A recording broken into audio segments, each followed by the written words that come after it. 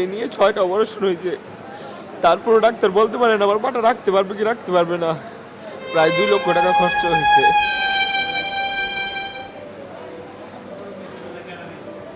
মসজিদ থেকে নামাজ পড়ে বের হইলাম। বের হওয়ার পরে গুলি লাগলো পায়ে। আমরা কাউকে দেখি নাই। আমরা প্রথম বুঝতেই পারি না এটা যে গুলি লাগছে। মুসল্লিরা আমাকে ধরে আল্লাহ আল্লাহ আল্লাহ আল্লাহ ডাকতেছে। রক্ত বেশি হচ্ছে, আমার ব্লাড হচ্ছে নেগেটিভ, আমি রক্ত শূন্যতায় মারা যাচ্ছিলাম। এ অবধি আমার ১৩ ব্যাগ রক্ত দিতে হয়েছে। আমি জানি কিভাবে আমার ব্লাডগুলো ম্যানেজ করতে হয়েছে। এখন হাড় ছাড়া আর কিছু নেই, হাড়গুলো গুরু গুরু হয়ে গেছে। ওই লোহা দিয়ে জোড়া লাগিয়ে রাখছে, মাংস নেই।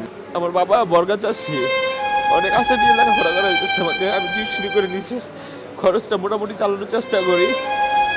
এখন তো সব শেষ, আর ২-৩ মাস ছিল বেরিয়ে যেতাম।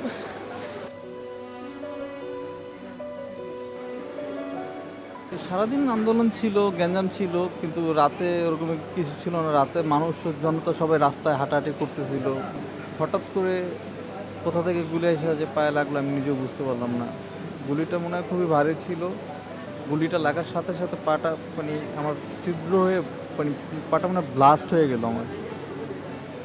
এত রক্তক্ষরণ হলো। আমার প্যান্ট পরা ছিলাম তো, প্যান্টটাও ফুলে এরকমই হয়ে গেলো।